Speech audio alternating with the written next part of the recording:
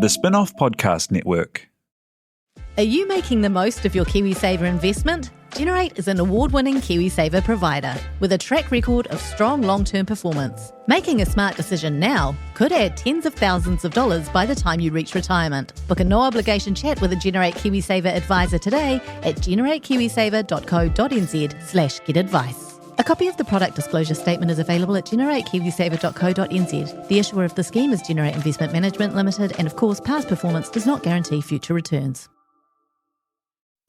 I'm Toby Manhire, and this is Juggernaut, the story of the Fourth Labour Government, a podcast in 6 parts. Doesn't give my opponents much time to run up to an election, does it? This nation is at risk. What do you think you're up to now, you perverted little liar? I could smell the uranium on it as you lean towards it. Most radical overhaul in the history of New Zealand's administration. Juggernaut, the story of the Fourth Labour Government, made with the support of New Zealand On Air. Listen now on the Spin-off or wherever you get your podcasts. Did you know that there's Titanic truthers? Oh. That What, it never sunk? Well, there's people that say, like, it was all set up to kill the richest people because they were trying to pass the, like, is it the Federal Reserve Act or that? Yeah, so there's that. And then there's new people who say that the Titan didn't implode and stuff. It's fascinating. So what did the Titan do if it didn't implode? Well, do we even know that it existed? Mm-hmm. Poignant. Or as my auntie would say, so poignant.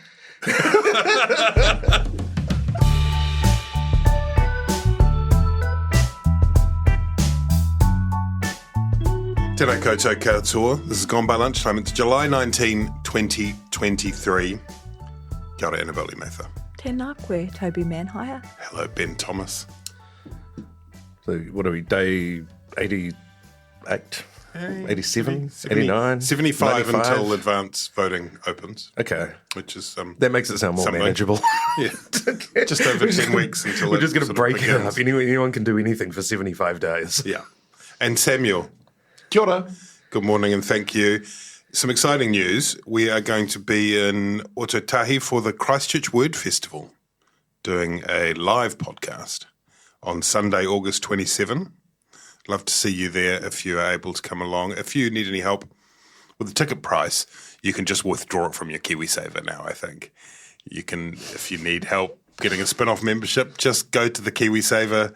KiwiSaver is now just a general pile of cash that you can remove money from for your ski gear. Anything else you'd like to? I mean, we won't be doing that, of course. No. I mean, we're funding our trip down with a $400 million grant from the Provincial Growth Fund. The Provincial Growth Journalism Fund. Podcasts. All of those. They're the new books. Quite a lot has happened in the fortnight since we last spoke. It does feel as though we're entering campaign mode. I don't know, phony campaign mode, actually campaign mode. Stop swinging your seat, Ben. Thank you. Well, God, you're so strict, Toby. Like our political parties, I'm in a state of high agitation right now. And what about your janglies? How are your janglies today? Have you been policed by Sam about your janglies? Am I okay? No, please take them off. Here we are with my friends Jangly and Squeak and Gone by Lunchtime. What have we had in the last fortnight? We've had green policy on returning illegally seized Māori land, a slew of law and order policies from Labour, the return of Parliament after a recess for, I think, a 3-week block. National has announced a strike raptor pothole force. There was that KiwiSaver rental bond thing that Young Nats came up with, which was quite fun. The Dawn Raids report. ACT released its list. Labour launched a slogan. There's a lot to get through. We'll come back to some of that, probably not all of it. But let's start, shall we, on Chris Hipkins announcing from either Stockholm or Vilnius, I don't know which, sending a statement back to New Zealand in the knowledge that the official information from the budget planning process was about to emerge, saying that he would not be proceeding with any wealth tax or capital gains tax. It was a captain's call. He was overruling his finance minister, Grant Robertson, and revenue minister, David Parker, who were pretty keen on this. And we had all that kind of, we had all the process of the big report and a whole lot of kind of lead up to it.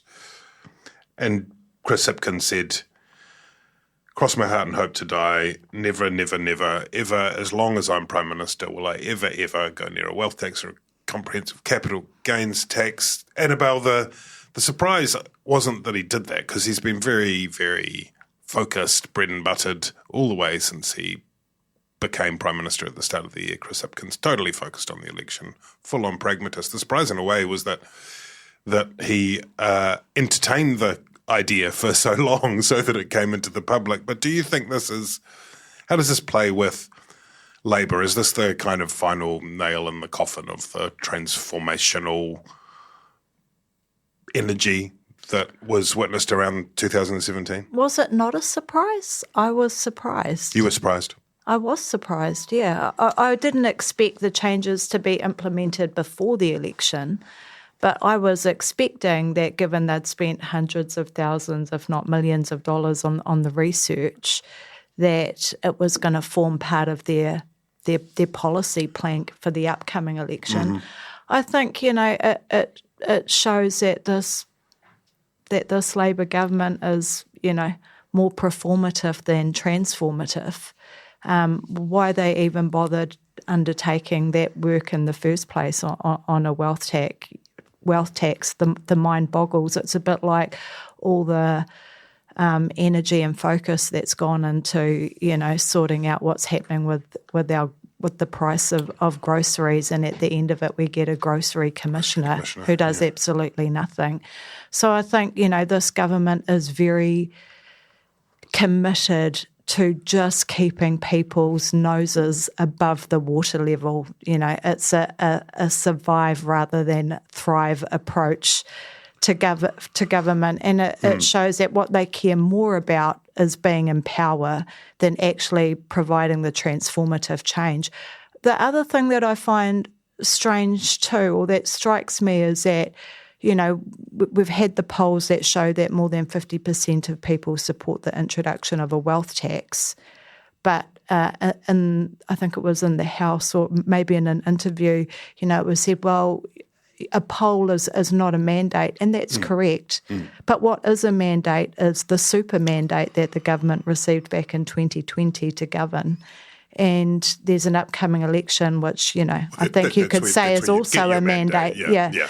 And yet they won't do it. It's just bizarre. And I think people will look back at this Labour government as probably the worst performing Labour government since the Longy government of the 1980s. And I think in decades to come, political students will study these guys, and they're going to become this weird phenomenon of when you have such an incredible mandate to govern and you choose to not use it at all. Wow. Ben? Yeah, I tend to think that the public is actually pretty forgiving of these so-called tax switches. We had one when I was working for the Key government, which was, I think it was in the second year, maybe 2010. Yeah, it was quite soon after. And Key had said, we will not increase taxes, we won't increase GST. Yeah, and he said that, and then he said, "Oh, we might have a bit of a tax switch coming up in the budget, but it'll be budget neutral. Yeah, it won't cost anything. It'll be we'll just be rebalancing. Yeah, which is something that David Parker had made mention of repeatedly, and that was the plan as proposed. Yeah, that's right. And what happened is Key raised GST, or English raised GST. It wasn't revenue neutral. It cost about $2 billion a year. It was pretty expensive, actually. But people were forgiving of it because, first of all, they liked it because most people were better off, particularly middle, median voters. Well, it was a tax cut. It was sort of a tax cut. Or they at least felt better off because their income tax had gone down, GST had gone up a little bit. But, in terms of sort of mandates, generally you can actually take the public with you as long as people are no worse off. Right. And sometimes I sort of think if we're ever going to actually have any kind of capital gains tax in New Zealand, you almost have to sort of impose it almost a bit by stealth, in the sense that, you'd have to design it very carefully so that most people saw an immediate improvement in their in their income sort of, in their PAYE, each month or whatever. But otherwise, you will always get caught in this minefield of, well, what about the land underneath the Home Office in your family home that, how's that going to be treated by the capital gains tax? And you'll always have political leaders who will flounder and not know the detail, and the sort of uncertainty will sort of sink it, on behalf of a whole bunch of people who would never be actually caught by these taxes, but would be worrying about it. When people see the effect of it, they tend, of these so-called tax switches, they tend to be more forgiving than just hearing about a new tax coming. Sure, and the pitch here would have been a tax-free threshold or a tax-free zone. No tax up to $10,000, which that's a pretty. That's what they have in Australia, right? It's an honourable tradition to go for a zone of no tax. There are sufficiently few people who would be earning under $10,000 that they would get away with paying no tax and not quote unquote contributing to our common good or whatever, and having a stake in society. Sufficiently few to make it any different from now, where there's shitloads of people who pay no net tax. The burden is vastly borne by sort of those on above average incomes. But I would have thought if there was a time, the time was now. Yeah, they're staring down the barrel, not at defeat, but. So you were with Annabelle. You thought it was a surprise. You would have. No, I don't think it was a surprise. I think we know that Hipkins is so risk averse and cautious, and also look at when Phil Goff was up there against John Key defending capital gains tax, when David Cunliffe tried it, when Jacinda Ardern had to make her own captain's call in the course of the 2017 election. Well, she made a couple about capital gains tax. She brought it back as a captain's call, and then she killed it as a captain's call all within the space of about 4 weeks. And after she had cast her own vote, which meant that she possibly voted for herself under false pretenses. But as Bernard Hickey sort of has outlaid at some length, and when you plot out what happens next, the fact that Hipkins has ruled it out for the duration of his prime ministership, if Labour were to win, it's out then. Obviously, National aren't working out how to introduce a wealth tax or a capital gains tax. They're in fact removing some of the bright line provisions. We're talking if New Zealand needs, Annabelle, a fundamental reshaping of the tax system, it's not happening for 10 years. No, and the irony is National has had to back down on their plans to provide tax cuts to people. So, the difference between National and Labour in terms of their policy is pretty marginal now. It's if we want change, then it has to come through the minor parties having enough leverage in their negotiations to be able to drive through some of their tax policies. I wonder whether Labour's tax policy is expected any day now. It could even be this week, and I wonder what they've got left to do. Do you think, Ben, try another bit of political snooker, really, by adding another percent to the over 180k rate, which was that one that Roberts had added last time, in order that they can say National is trying to protect a small tax increase. People, is that what happened? Because otherwise, doesn't seem like a huge amount of room to manoeuvre. It's hard to see how you could introduce a tax-free threshold without any concomitant revenue. That 180,000 threshold, new bracket has actually worked out quite well for them. I think they ended up collecting about twice as much as they expected, sort of about $4 billion instead of $2 billion or something like that per year. So, if you wanted to whack another cent or 5 cents or anything onto that, then if you put another 5 cents on it, you might start really sort of irritating the kind of, the bureaucratic class and the white collar sort of left-wing supporters. But yeah, look, I would expect, if there was going to be any movement there, it might be sort of 1 cent on the top, minus 1 cent on the bottom sort of thing. Yeah. But More likely, I think we'll probably just see more tax credits, more of these sort of basically $20, government gift vouchers essentially that sort of get handed out as either a winter energy payment or as a working for families, child tax credit or whatever. And it's basically just, Susan St. John actually wrote a good piece about this. And, nobody would ever accuse Susan St. John, economics lecturer at Auckland University, of being a frothing righty or an economic conservative. And she said, who cares about the wealth tax and the capital gains tax and the tax switch that was abandoned, because you're really just tinkering around the edges. As she pointed out, the wealth tax was sort of discounted because it had huge compliance costs. I think they said that the compliance costs of chasing down the wealth of these high net worth individuals would be about between 20 and 40% of the revenue you raised, which is massive compliance. And then, one in 12 of them would probably go overseas and remove their asset base from New Zealand. And, it gets very complicated. But wouldn't they just be subjected to, other types of taxes overseas? Because most places do have, those types of taxes in place already. Most places have asset taxes. Well, most places don't have wealth tax. They don't have ongoing wealth taxes. I mean, there are things, there are things like UK has an inheritance tax, for example. There are a bunch of different. New Zealand is quite unusual in lacking any of these sorts of mechanisms. This wealth tax that was proposed was pretty unusual, though. The David Parker's brainchild. On the Susan John point, I read that piece. I thought it was good too. What I thought it missed was that just because the yield is not massive on the proposal, you kind of break the seal, right? Like you have to. It's about introducing something new that you can then. Yeah, but the other point that she made is, I remember being sort of slightly exasperated by this sort of in the mid-2000s, a million years ago, where it was sort of Don Brash versus Helen Clark, and they were, Don Brash was promising $20 a week tax cuts.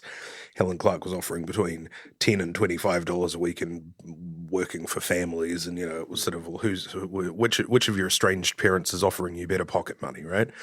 Now, we're still talking the same sort of margins and amounts. We're still sort of talking $20 here, $20 there, whatever. That would have been the net effect, for middle income earners for that, under that Labour proposal. Now, maybe you have benefits from rejigging the tax system, but we've got to get out of this mindset that the government is going to make us rich by giving us a fresh $20 note every week. No, but that's not what people think, Ben. It's not about taxing to get us all personally rich with a bit of extra money. It's about being able to invest in stuff like flood assets and the health system and education and those sorts of things. But like wealth taxes are revenue neutral. But something like a wealth tax could be that would not the way that it was proposed.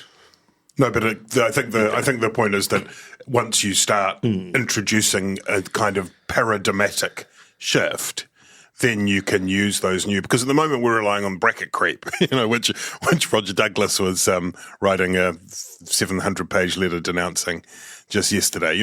That's the argument, isn't it? That you need to change the fundamentals of the system in order to deal with the requirements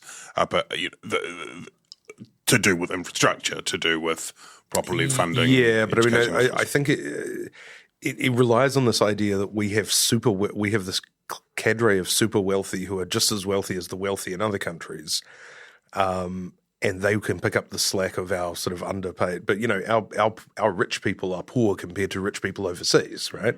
We are just we're a relatively low income country with a poor capital base, and we don't have enough capital. Even if we went and ransacked all of the rich New Zealanders and took all of their money and poured it into the government accounts, it would be gone. Can we do Peter Thiel first? That's all I'm asking. Yeah, well, I rewatched The Bling Ring, so we could just go and see if there's a key under the safe house in the South Island and the mat behind the door. Annabelle, you talked about the smaller parties, and it is interesting in terms of this battle for the proverbial median voter in the centre. The latest poll that came out this week, which is now called Varian, mysteriously, having previously been called Kante, having previously been called Colmar Brunton, for One News, had the two main parties on 68% combined, which is pretty low. And that we haven't seen that since around 2002. 2002, we're heading towards the lowest Labour national combined vote since 2002 in this election, and we've sort of talked about some of the reasons for that. It's interesting in terms of the way it plays out in discussions in the campaign, which can become very repetitive and tedious in terms of what bottom lines and rulings out and all that sort of thing. An example, I guess, in the last week was the Greens released a policy on Māori whenua, which even they didn't seem that convinced was going to happen in government. Can you talk about that policy and whether you think that should be something that's up for grabs in a potential post-election It is such negotiation? A fantastic policy, and I really hope that they hold the line on it. So they're proposing a $350 million fund to buy back Māori land that was taken illegally through raupatu or confiscation. They're proposing that no more Māori land is taken by the Public Works Act, and all over the country there's stories of incredible injustice where Māori land has been taken under the Public Works Act, not used for the said purpose, and then the government or the local council who's ended up with it refuses to return it to Māori. And the other thing they're promising to end is perpetual leases, which again is another incredible story of injustice. And anyone who says that, we have one law for all in New Zealand, who knows about perpetual leases, should just give us the 101 on perpetual leases. Ben probably has a better understanding of the history of it than I do. But basically, when you couldn't confiscate land anymore, the Crown came up with a new way of removing land from Māori. We've just spent some time on the East Coast, and in Tokomaru Bay there was something called the Native Township Act, which basically took Māori land from its owners. They remained the owners, but they put it into what's called perpetual leases. So that's when you get to lease land for extended periods of time, not at market rates, at like peppercorn rental rates. So you're paying an incredibly low amount, and maybe every 25 years the lease comes up. But you have the right to renew the lease, and the only way Māori can get their land back from the lease is to buy it at market rates from the person, from whoever the leasee is. So not only did they get the benefit of having this cheap land for decades and decades to farm and whatnot, but when they're finished extracting the value from it, they then get to sell it back at a market rate. The problem, so not only is that unjust, but the problem too is that even when it comes up, Māori aren't getting to buy back their whenua, because who has a lazy $800,000 or $1 million or whatever it might be lying around to purchase their own land back? So even when the leasees agree that we don't want it anymore, we're going to flick it off, Māori are still missing out. And there's examples of it all around the country, but the East Coast, there's a movement happening in Tokomaru Bay to highlight what's happening. And actually Liz Kerekere and the Green Party have done a lot of work in this area. It's an important one. So I really hope the Greens stick to their guns on this. Was it Waitara? That was a perpetual lease one, wasn't it? Waitara, where I'm from in the South Island, Greymouth, Mawhera, we were all subject to peppercorn rentals back then. So it's all over the country. And it is something that people don't know a lot about. There was when I first started working in treaty settlements, an official was telling me about one of, they were saying what turns out to be controversial, you can never really be sure. And there was one which was, I think, returning not even returning the land, returning market rates or returning the land with market rates on a block of land in Taranaki to the local iwi. And, they were expecting a big outcry from the farmers, and farmers were very unhappy.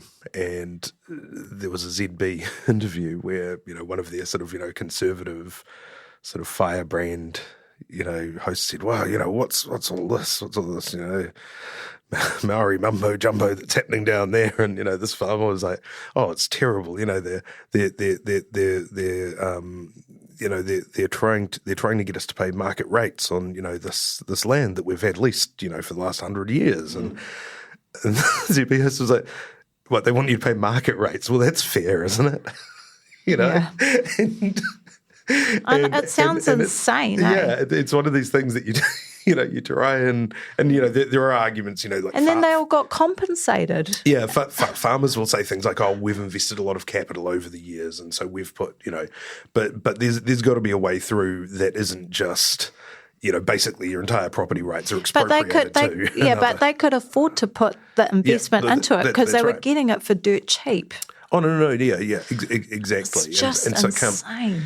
And, in the Public Works Act initiative for the Greens, very good idea. I mean, most of the public works in New Zealand was built on Māori land. And the reason for that was that, it was one of these sort of vicious cycles where under the legislation governing Māori land, in order to sort of, keep it in the family and stuff, it was all multiple owners. But because of that, the Crown said, well, because of that, you can't do as much with it. It's hard, you can't sell it. That means its market price is less. And so when the Crown was coming to compulsorily acquire land, it had to pay whoever it compulsorily acquired it from, but it valued Māori land as less because it couldn't be sold on the free market. And so they would go, well, this is a bargain. We're only going to take Māori land. Yeah. And also, there was less political blowback for it. So pretty much everything, not everything, but by and large, where land was taken for public works in New Zealand, it's been Māori land. And, vastly disproportionate, as Annabelle said, a lot of it didn't end up being used for the proper purposes. Often those purposes were to build roads for Māori or hospitals, and those often just sort of fell off the bottom of the spreadsheet. Of the to-do list. Yeah. And so there's a great example actually of like the Kaikohe aerodrome. Have you heard about that? So it was taken from the Wihungi family to build like an airstrip during the war, which never got built, but then it got turned into an airdrome and is currently like rented out to the gliding club and some farmland. And they've been told that even though you're supposed to return it, the council will only return it if they pay for it at market rates. But wait, there's more, because it was originally taken by the government when all the Alan Titford stuff kicked off in the 80s and Labor said that private land was no longer able to be part of treaty claims. The government went around and dropped a whole lot of land, publicly owned land, into the ownership, transferred it into the ownership of local councils where it would be out of reach of the Waitangi Tribunal, and that land was one of those blocks. Yeah, and in terms of the use of private land and private property does occasionally get used in treaty settlements, very occasionally, and it's on a willing seller, willing buyer basis. So sometimes we actually that happened a lot during the GFC. People who had overpaid for land would sometimes try and offload it to the Crown and say, we're desperate. Like the property prices plummeted by 30%, and they'd be like, we need to, we really want this to go back to its traditional owners. Ben, your old boss. It is the song of our heart that this whenua be returned. But some people are a lot more genuine about it, and you actually do end up getting, very valuable or significant pieces of land. Right. And your old boss, Ben, Chris Finlayson, was on the radio this morning saying, this stuff has been undertaken as best it can be under a process that exists, which is the treaty settlements process. And this is fantasy land from the Greens because it would reopen a whole bunch of whole lengthy, decades-long process. The part of the policy that can't happen is the bit where they want to get rid of the previous deadline for lodging Waitangi Tribunal historical The claims. historic claims. And they Which should never have been introduced in the first place. And they want to reopen all claims, right? But it's... Interesting. So it could be, in terms of going back to that point about the smaller parties in there, it could be that there are parts of this policy that could end up in a coalition agreement and parts that might not, I suppose. Well, it all depends on what happens. I get, it's just a numbers thing, isn't it? I The more they're desperately needed to form a government, then the more sway they'll have. Yeah, I think you'll definitely see movement on, say, the public works thing, because there has been movement, by both National and Labour governments over the last 10 years, sort of to claw back the ability of the government or the attractiveness of Māori land. Are you curious about how business can be better? I'm Simon Pound, and I host Business is Boring, a podcast where I kōrero with some of the most interesting people in entrepreneurship, commerce, and making things happen. Tune in to Business is Boring every Tuesday, brought to you by the Spin-off Podcast Network in partnership with Spark Business Lab. This is climate adaptation. We are the pōtiki of the taiao. And the words of those keeping the home fires burning. It's more than just going along and planting some trees. You got to be able to defend that place to the end of your life. We have the solutions. We just need to come back to the belief in ourselves as rangatira. Join me, Nadine Hura, and Ruia Āpirehama, the Kōpapa Korangi Series 2, Ahi Ka. Brought to you by Te Komato Te Tonga, the Deep South Challenge, out now on the Spin-off Podcast Network or wherever you get your podcasts. Can we talk about the dawn raids thing, Annabelle? It was last week, but the Mike Heron Casey report was published, in which, and he'd been tasked with looking into the ongoing dawn raids, out of hours raids on alleged overstayers, including in South Auckland, including Pacifica and quite a lot of Chinese, by Immigration New Zealand, which on the face of it ran rather counter to a very ostentatious, powerful and moving 2021 government apology for the dawn raids of the 70s.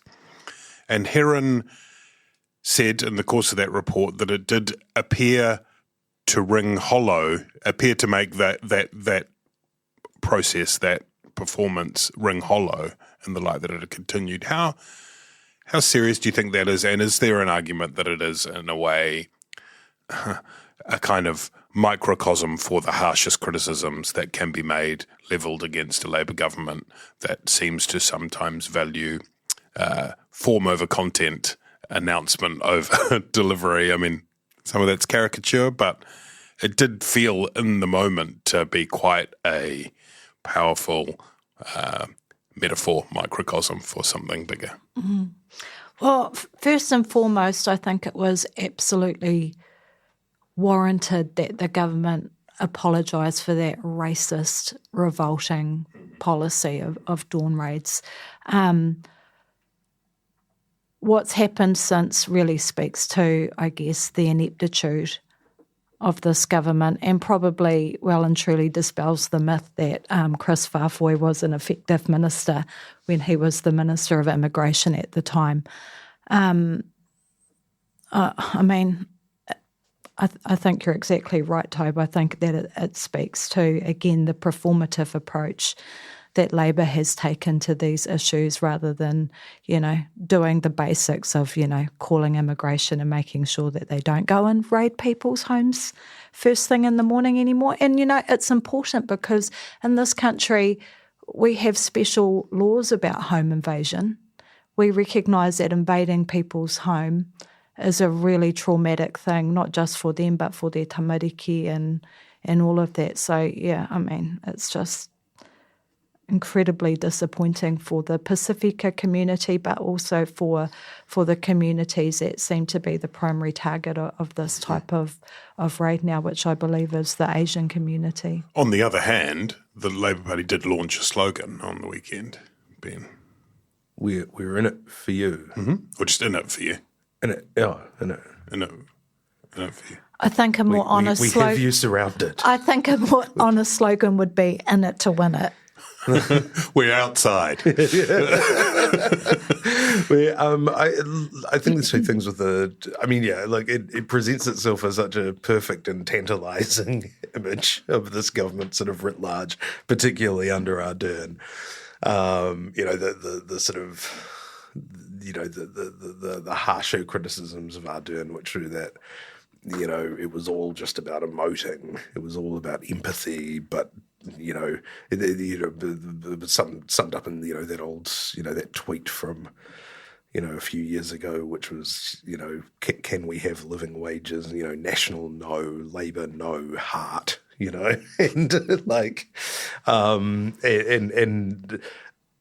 I think, in a way, I feel a little sorry for them because, I'm not sure that the objection to the Dawn raids was simply these are raids that happen out of hours. I think the Dawn raid... They were raiding schools at Western Springs College because they had this, bunker that they used to hide their Pacifica children in because the police would come and raid the school. It's unbelievable how bad it was. Yeah, I think the objection to the Dawn raids was more sort of... It was that we had invited all these people here. We needed them for our manufacturing base. We were desperate for Pacifica workers, and then as soon as economic conditions changed, the economy started going a bit downwards, and inflation increased, things like that.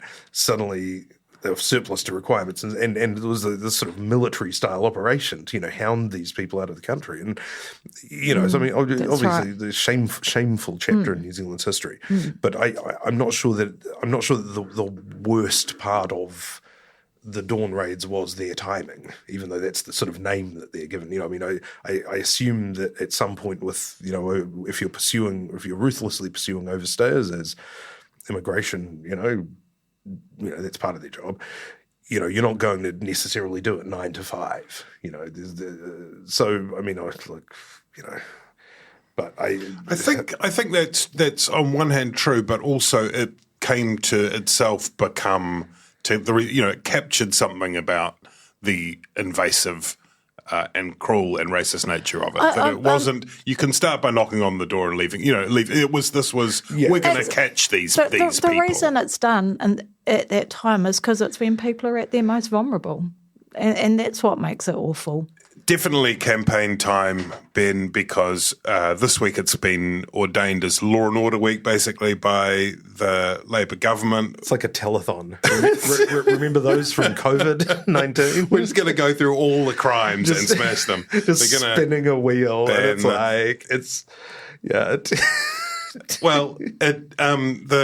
And it does feel as though a lot of this has been conjured up relatively quickly, as evidenced by on day one. Cabinet had a few options, Chris Hipkins explained, but when he presented it and in the press release, it was the one on when younger people are commissioned in the crime. It was child originally criminal armies. Yeah, it was originally, it's a good idea. It's a good idea. It is a good idea, like Les Mis. Yeah, you have these I was trying to understand that text that he said. I was like, Les Mis? What? Oh, okay, yeah. I was like, who's Les Mis? Is this some new MP that I don't know about? No. Stream of children living in underground, emerging to steal baguettes. It was originally presented as a new offence, but then it turned out in a correction email that came out a couple of hours later, it was actually going to be an aggravating factor, and that was to do with whether or not it was just for gangs or more broadly. But it did tell us something, I think, about the speed with which some of this had been put together. Then yesterday we had Kelvin Davis announcing a couple more Oranga Tamariki facilities. Youth justice facilities. I think he should just learn to manage the ones that he's got. Yeah, but I think they've had a sponsorship deal from Taco Bell. And there's more to come. Ram raids will be banned. I think they'll probably get on with that tomorrow. On the other side of the ledger, the National Party have been going very hard against the potholes, just very focused on the potholes, just going around glowering at potholes a lot. Also announcing that, I mean, Luxon said, I think, in response to the slogan thing, they'd done 26 policies, which is, you can just see them going, what's today's? What have you got? We're going to O Week at university. What are they? Does anybody know any young nats? Yep, we'll get them up on Snapchat. And they say that it's hard to get the bond together. What about if we let them? What about they want to get into the KiwiSaver to pay for their rental bonds? So that'll do 27, 28. Ben, paint us a picture. Yeah. Well, so this is sort of a. How do you say it generously? It's almost sort of like it really is kind of like, dumb kid. No, it's the kid politicians playing at being grown ups. Bugsy Malone. And they're like, oh, there's an exception for KiwiSaver, which is for New Zealand's abysmal retirement savings, so that people can avoid poverty in old age. But there is an exception where, in order to build up your asset base, you can take out your money to buy a first home from KiwiSaver. And what's the equivalent of that? If you're a student, it's paying your bond. So you can take money out of KiwiSaver for your bond, which then gets paid back. I mean, it's not a terrible, it's a fine idea for if you think that finding bond is a big policy problem. Well, no, I mean, it's dumb in the sense that it adds more and more purposes to KiwiSaver, which is a bad thing, because the more that you the more purposes you give any policy, the less likely it is to achieve any of them. And yeah, you will ultimately end up with KiwiSaver just becomes like sort of an ATM, or even worse because it's government subsidised, like that horrible Gareth Morgan kind of UBI sort of thing for 20-year-olds, where you've just got this government amount of money that you can use to go surfing if you want, or spend it on your bond, or Labour will expand it so that you can use it to pay your bail to get out of your youth offending charges, or your first car for your first job. That's right. And you can pay it back with the proceeds of your first smash and grab.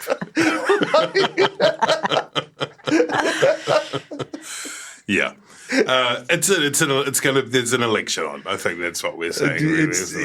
People are just grabbing at stuff and kind of going, look, it's a policy. Yeah. 28. It's really fun. It's like when you go to like the budget lockup and you see like TV, people are just TV presenters as opposed to reporters, and they're sort of holding the books upside down and kind of like. They're reading glasses on, they're chewing on a pencil and stuff. And it's like, it's like all of these people who are just like so totally focused on day-to-day retail politics and chasing headlines and stuff, sitting there going, all right, time to be policy wonks. They're like, what about 30 years in prison and lethal injection for playing a flute and making children commit crimes? Is that an aggravating factor, or is that judges will be required to take into consideration whether or not they have been involved in the propagation of potholes. It's like if you post social media video, if you post video of your youth offending to social media or TikTok, like that's an aggravating factor in sentencing. If you if you post like a Wojak like troll face emoji underneath Michael Wood, that's like 3 months in prison. Yep. If you sort of, take the kind of last 3 items of food that were required by the next person, that's an aggravating factor. It's so many possibilities in this exciting election to come, which we'll be there beside you all the way. Listeners, let's go.